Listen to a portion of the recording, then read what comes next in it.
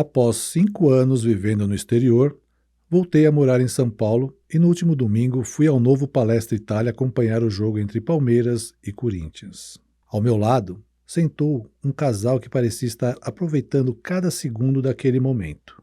Ele, com a camisa do Verdão, comemorou o gol do Palmeiras, importunando a namorada. Ela foi ao delírio com o empate do Timão aos 45 minutos do segundo tempo. Após o fim da partida, saíram abraçados e entraram sorridentes em um bar. Para quem nasceu na segunda metade do século XXI, esse é apenas mais um relato de um dia de clássico na capital. Porém, nem sempre a realidade foi essa, muito pelo contrário. Por muitos anos, as manchetes de todos os programas esportivos falavam mais sobre a violência do que dos melhores momentos das partidas. Um homem foi morto durante uma briga entre torcedores do Corinthians e do São Paulo. Pancadaria e bombas durante uma briga de torcidas aqui em São Paulo. Uma briga entre torcedores do São Paulo e do Palmeiras deixou 2 homens feridos em uma estação de trem em Osasco, na região metropolitana. Naquela época, muitos palmeirenses, corintianos e são paulinos se odiavam, a ponto de brigar e atacar torcedores rivais. Tanto é que em 2016 tentaram dar um basta nessa situação. Mal sabiam eles que o cenário iria piorar. Foi um tempo sombrio para o futebol paulista, no qual o espetáculo que os jogadores proporcionavam ficava sempre em segundo plano. Se você quer conhecer um pouco mais sobre essa história, convido você a voltar algumas décadas no tempo.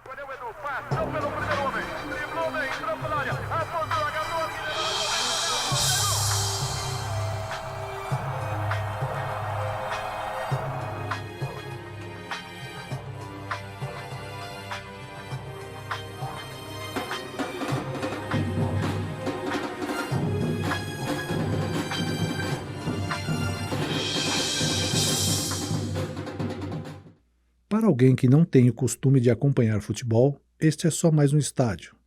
Mas, em 1995, ele foi palco de um dos maiores banhos de sangue que o esporte brasileiro já viu. A Batalha do Pacaembu tirou a vida de um torcedor e deixou centenas de feridos. Nem de perto aquilo era futebol. 3 décadas depois daquele fatídico episódio, ainda sofríamos com a falta de segurança e a violência entre torcidas que, antes de serem rivais, eram reflexos da sociedade brasileira como um todo.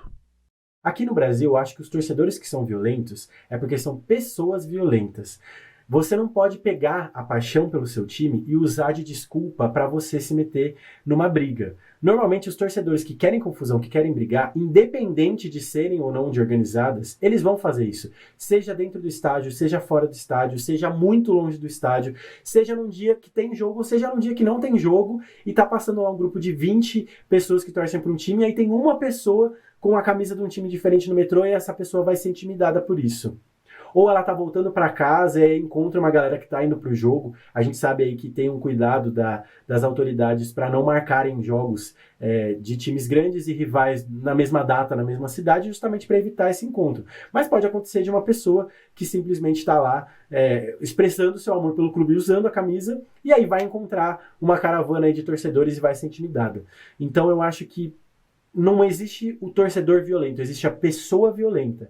E é preciso esse cuidado porque as torcidas organizadas são muito demonizadas por causa disso. As torcidas organizadas não são o problema da violência no futebol. Se existem torcedores violentos é porque existe a violência nesse país. Em 2023, uma torcedora afiliada à Mancha Verde, maior organizada do Palmeiras, faleceu em confronto com flamenguistas. Gabriela Nelly foi apenas uma dentre as 384 vítimas da violência entre torcidas de 1988 até meados de 2025. O levantamento, além de triste, ainda oculta um lado que nem todos têm a oportunidade de ver, muito menos de sentir. Aqueles que ficam choram a ausência de uma irmã, filha ou esposa. Eu acho que quando torcidas brigam, é muito triste para o futebol. Porque todo mundo que está indo pro jogo tem alguém esperando esse torcedor voltar para casa. Tem uma mãe, tem às vezes um familiar. E aí você vai pro jogo, você vai sozinho, você vai com a sua família, ou você se envolve numa briga, ou você é pego numa briga, você está no meio da confusão. E aí como é que faz com a pessoa que está esperando você voltar para casa, são e salvo? Então, eu acho que é uma coisa muito triste para o futebol essa violência, e acho mais triste ainda quando acontece em ambientes que são fora do futebol, porque isso mostra pra gente que é exatamente o que eu falei. Não é que as torcidas são violentas, as pessoas são violentas. Elas não precisam do pretexto do jogo para se encontrar e brigar, elas não podem brigar em outro lugar também. Então, eu acredito que enquanto não mudar essa cultura de violência no país, no geral, não tem como a gente pensar em acabar com a cultura da violência no futebol. Para contornar esse quadro de violência nos estádios e nos arredores deles, em 2016, o governo de São Paulo votou pela proibição da torcida mista em dias de clássico. Uma decisão que não surtiu o efeito esperado e privou o torcedor de frequentar seu habitat mais comum. A torcida única, ela não é eficaz. A única coisa a que ela se presta a servir é acabar com a festa no estádio. Você tem inúmeros casos, como por exemplo o do Inter no começo de 2023, que torcedores do Inter entraram no gramado para agredir jogadores.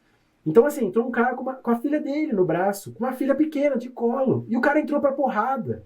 Ou seja, é uma falta de noção muito grande. Já teve também casos de torcidas do mesmo time que brigaram na arquibancada. Ou seja, a torcida única, ela não é garantia de que não vai haver briga no estádio. E muito menos é uma garantia de que vai acabar com a violência no futebol. Porque se não dá para brigar no estádio, briga na porta do estádio, briga fora do estádio, briga a 30 km do estádio. Mas quem quer brigar, vai arranjar um jeito de brigar. Por isso que a torcida única não é eficaz. Ela só empobrece a festa do torcedor no estádio. A opção de um clássico de torcida única ela é muito mais financeira do que de segurança.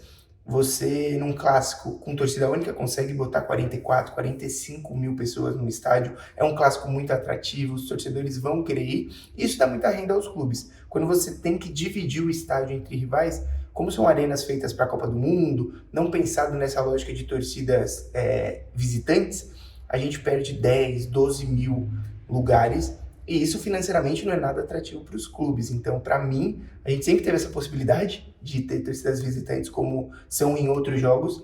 E a opção pela torcida única, ela é muito mais financeira do que de segurança. Eu concordo. Eu acho que não existir jogos com torcidas rivais aqui em São Paulo é uma opção. Não é por falta de capacidade de gerenciar isso. Mas eu acredito também que existe uma questão ali de segurança pública, porque é muito mais difícil você gerenciar duas torcidas rivais do que você só deixar uma em um estádio. E eu acho que seja a Polícia Militar aqui em São Paulo e o próprio diálogo assim, de quem cuida de segurança pública com os times e os clubes não é bem feito e não existe um desejo de ser bem feito. Assim. E eu acho que aqui em São Paulo tem uma questão também que é a disposição dos estádios. Eu acho que os estádios não são pensados para ter torcida visitante, para acolher uma torcida visitante. Isso dificulta bastante também a presença da torcida rival e uma logística que é muito possível de acontecer, mas não acontece pela falta de vontade realmente de quem está dirigindo, seja os clubes, seja a segurança pública na cidade de São Paulo. Acontece que testemunhamos um aumento alarmante da violência, que se propagou ainda mais nas décadas de 30 e 40. Durante aquele período, uma série de incidentes violentos envolvendo torcidas tomaram conta da capital paulista. Nós não entendíamos que a paixão do torcedor nunca poderia ser pretexto para iniciar um conflito.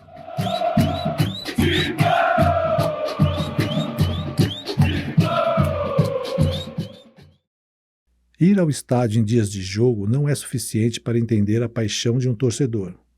É preciso ir muito mais a fundo e investigar as raízes familiares de cada um e o que os levou a se apaixonar por determinado clube. A minha paixão pelo Corinthians surgiu, como muitos outros casos, através da família. A minha família paterna, especificamente, era apaixonada pelo Corinthians. O meu avô paterno era um corintiano maluco.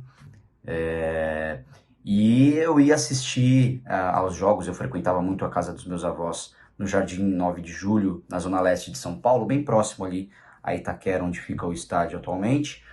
E ali eu peguei a paixão pelo Corinthians, né? De ver todo aquele sofrimento, aquela tensão em assistir aos jogos e entender que não é somente um evento particular, né? Que vai muito além do assistir ao jogo. Então surgiu a partir daí.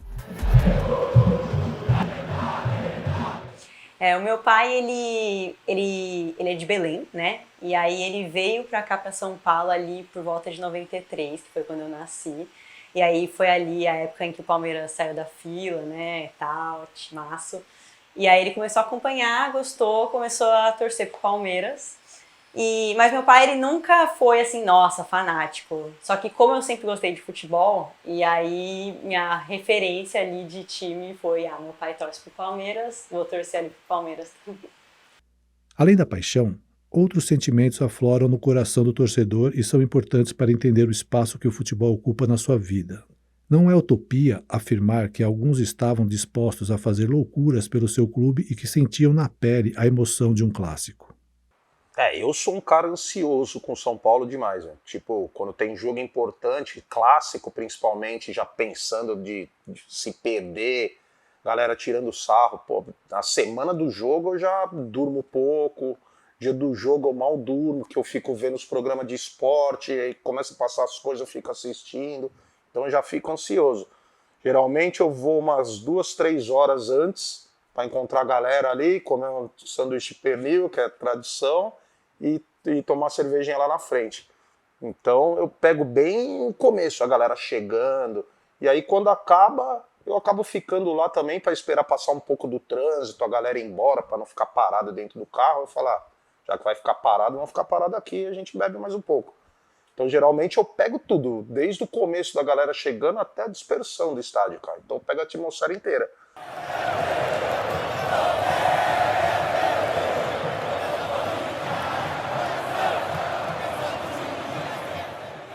E essa atmosfera, quando positiva, sempre teve o poder de influenciar e mudar todo o cenário de uma partida.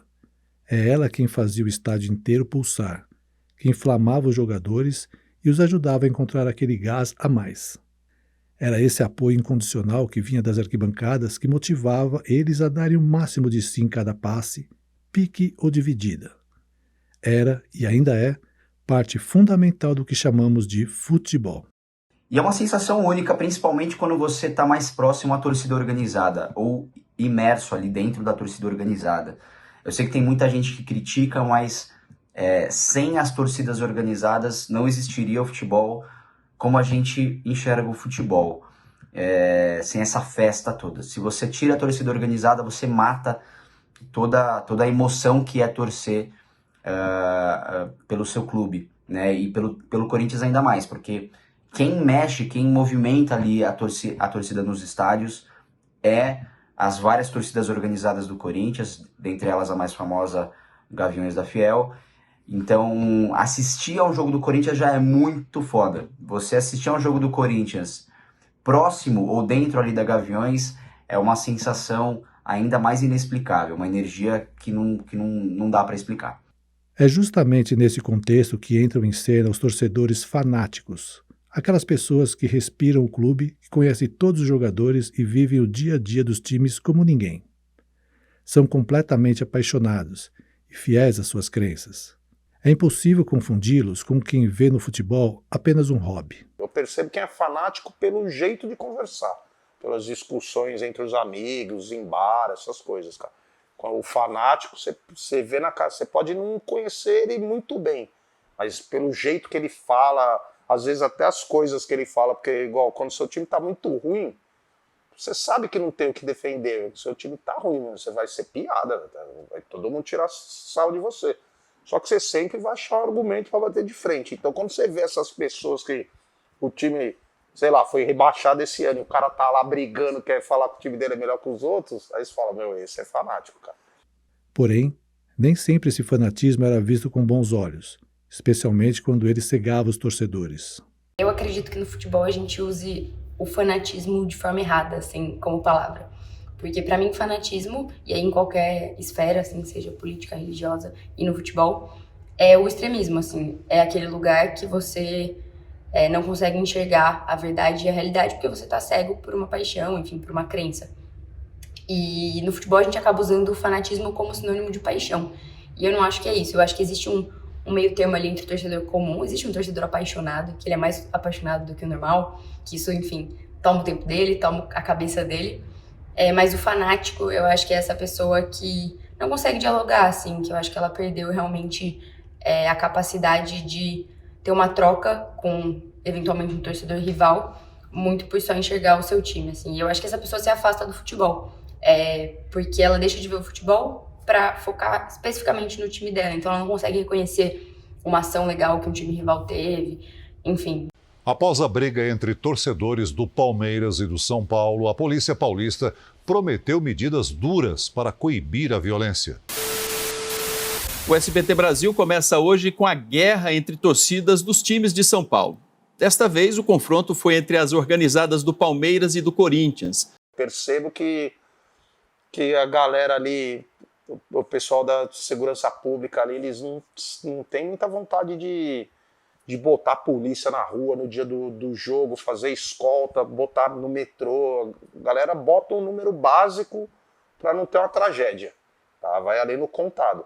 Tanto é que você vê quando tem briga de polícia com torcida, geralmente a polícia está tomando prejuízo. São Paulinos vibraram com o tricampeonato brasileiro entre 2006 e 2008. Os corintianos, que por muito tempo sonharam em conquistar a América, viram o time levantar a Libertadores em 2012 e o Mundial no fim daquele mesmo ano. Depois de 2020, foi o Palmeiras quem dominou o futebol paulista. Porém, do outro lado da moeda, a violência ainda era uma realidade, e a sensação de quem testemunhava conflitos de maneira recorrente não poderia ser outra. E a reação é sempre de muita tristeza, assim, num primeiro lugar, e depois de frustração. Eu vejo o futebol muito como uma ferramenta, assim, uma ferramenta de educação, uma ferramenta de oportunidade para muita gente, uma ferramenta de inclusão também. E a violência é um retrocesso nisso, assim. Então é muito frustrante que a violência acabe barrando todo esse potencial que eu acredito que o futebol tenha, principalmente no Brasil, que é um país em que o futebol está muito enraizado na cultura. Então é uma sensação primeiro de tristeza, depois de muita frustração e sempre, lógico, de repúdio.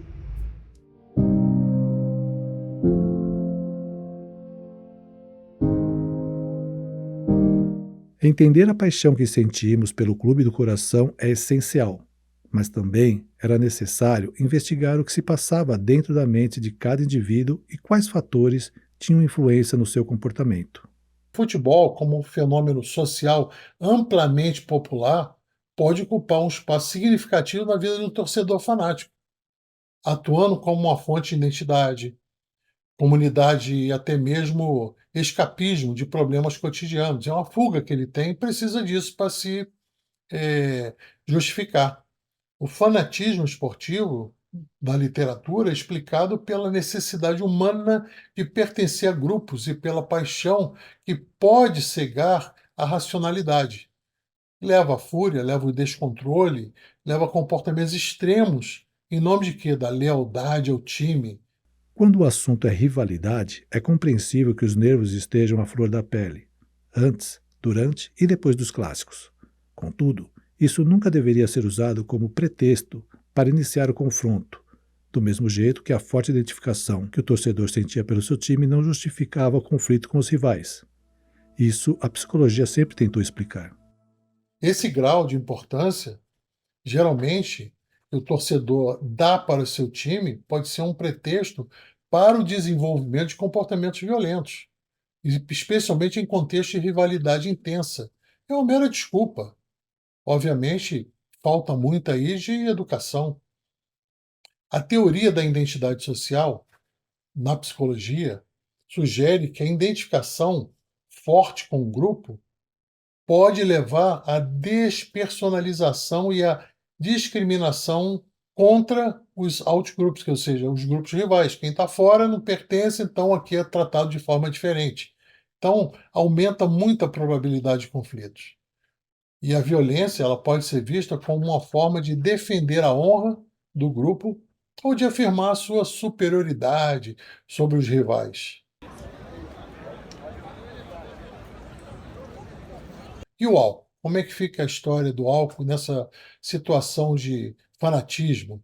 Bem, é óbvio, né? O álcool afeta o organismo, diminuindo as funções do sistema nervoso central, o que pode levar à redução de autocontrole, redução da capacidade de discernimento, julgamento e do processamento de informações, aumentando assim o que? A probabilidade de comportamentos impulsivos e agressivos.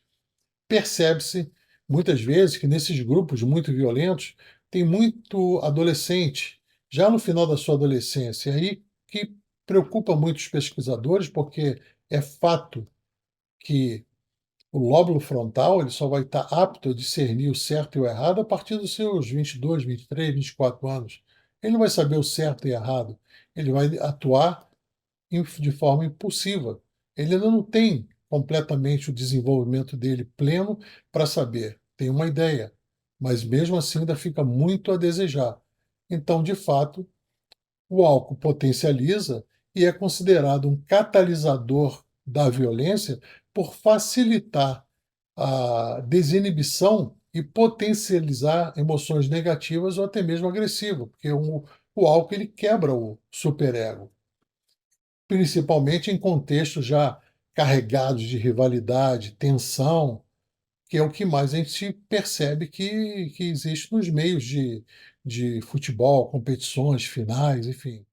Percebe-se, portanto, que a violência não vinha de um único fator isolado, mas sim de um conjunto de circunstâncias que variavam desde o fanatismo e amor que o torcedor cultivava por Palmeiras, Corinthians ou São Paulo, até o consumo de bebidas alcoólicas antes das partidas. A desigualdade social e falta de educação também tinham suas doses de contribuição nesse quadro catastrófico. Naquela época, a perspectiva para o futuro não era tão promissora. Se faz muita pesquisa na área ainda, se busca entendimentos, mas é um problema social muito forte que eu vejo assim pouca probabilidade de se resolver a um curto prazo. E reforço a tese de que a educação ainda é o ponto mais importante para buscar resolver isso e também intimidar por um controle dentro de campo e fora do campo, nas arquibancadas, onde for, onde possa haver uma repressão da exacerbação de comportamentos inadequados, utilizando o esporte para expressar toda essa agressividade.